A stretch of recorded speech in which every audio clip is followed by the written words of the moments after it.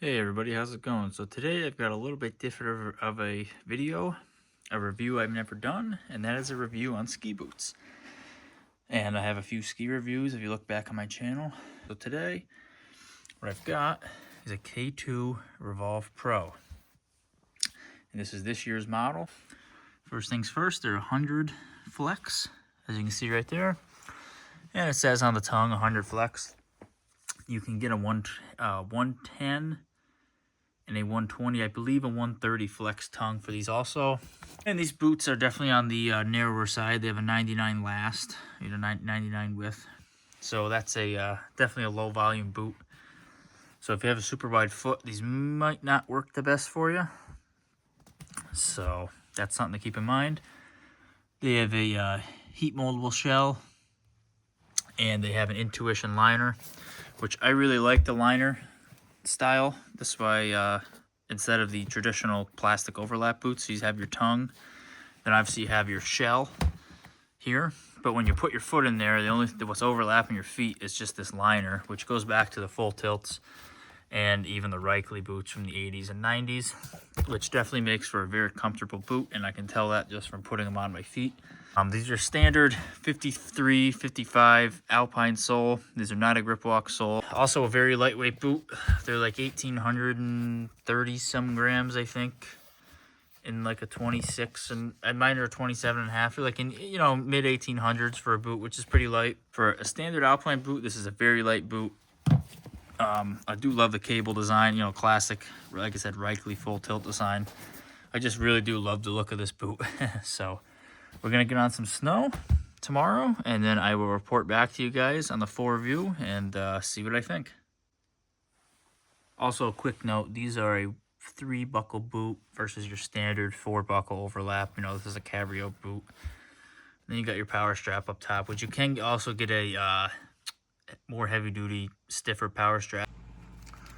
Okay, everybody, so I am back after skiing this boot for a day. And so I can do my on-snow review of this boot. So first thing I'm going to start off with is comfort. Now this boot is obviously known to be comfortable and obviously a lot more easygoing than a 4-buckle overlap boot. Now first thing I'll start with is the width. So it's a 99 last, which is definitely a pretty narrow boot. So if you have a wider foot or tend not to fit into narrow boots, probably would be a great option, especially not without trying it on at a shop first. I wouldn't just buy it on a whim if you know that you need a wider boot in general. But comfort overall, it's a very comfortable boot, easy to get into, easy to get off. And there's not, obviously the plastic doesn't overlap onto your shin like a classic 4-buckle overlap boot.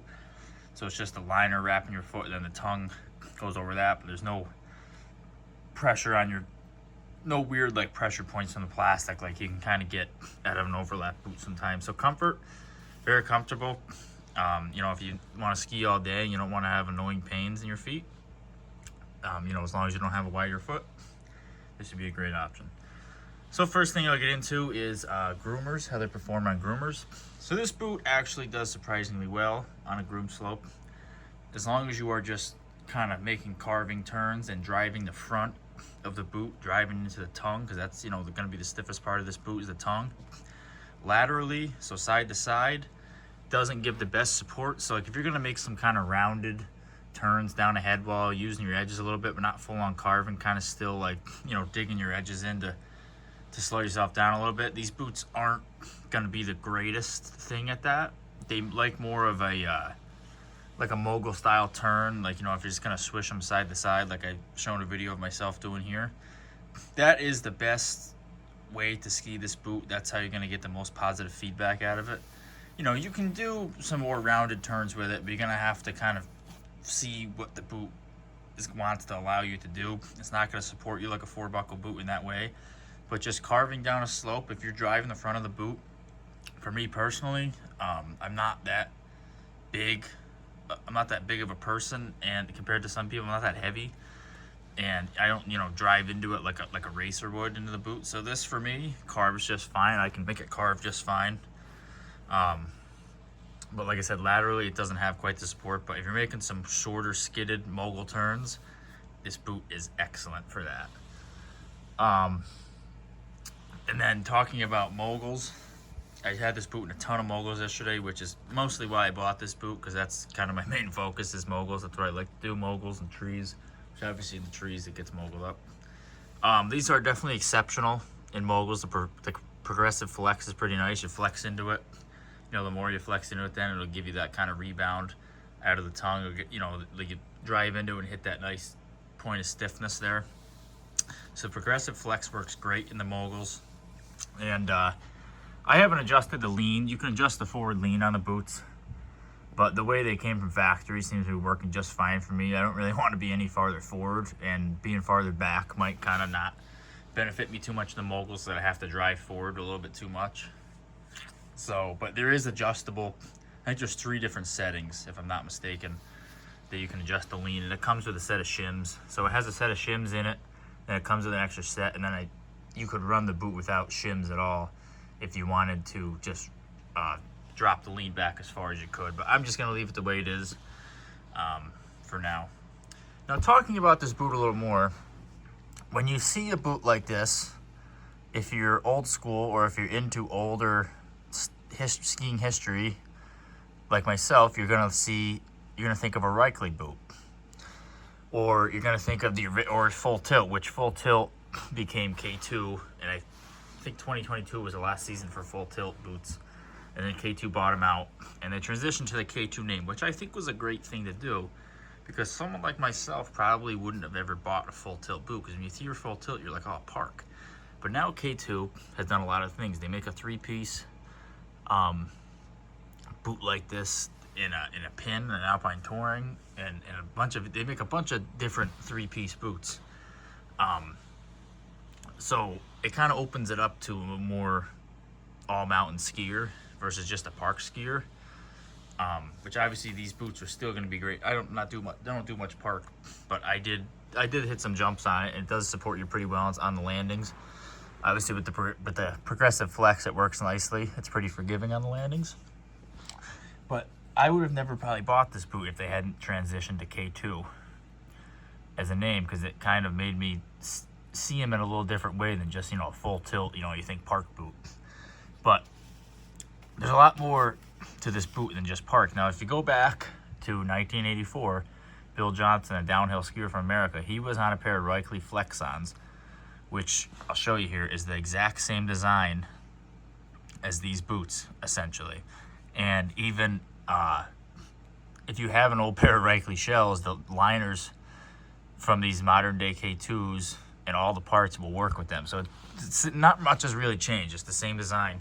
And he won a downhill on that. Now, granted, he wasn't generating as high of an edge angle as a modern day downhiller, because he was on straight skis, and the courses were a little different. I don't think, you know, it was more like just going down a hill versus as sharp of turns and stuff.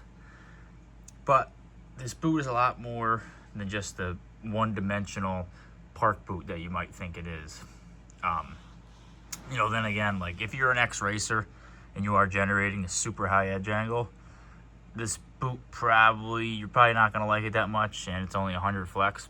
But if you're an all-mountain skier who likes the vent, who likes, you know, maybe do a little bit of carving, you know, when you got it in the morning, you got to hit the groomers. But then the first thing you're going to be looking for is the off-piste or the moguls when the opportunity arises. I think you should definitely do some looking into this boot, because if you're an off-piste skier, even if you don't do any park, but if your main focus is moguls, trees, you know, any, you know, powder, anything you could find, this boot is going to be a very good option for you. Now, of course, the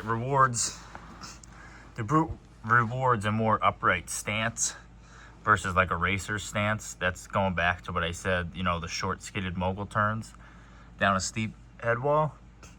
So the boot, that's why it's so great in moguls. It rewards a more upright stance. So if you have a more upright stance and less of a racer stance, this boot is going to reward you a lot more. The same thing with, like, you see a boot like this a lot. Sorry, professional moguls.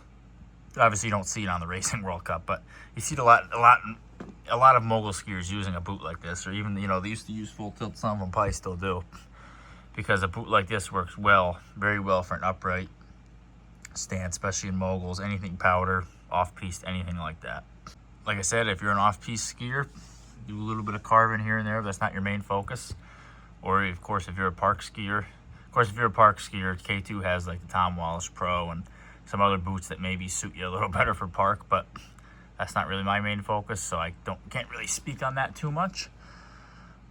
But so I think that's really all I got to say about this boot. If you got any questions, let me know down below in the comments, and I will see you guys on the next one.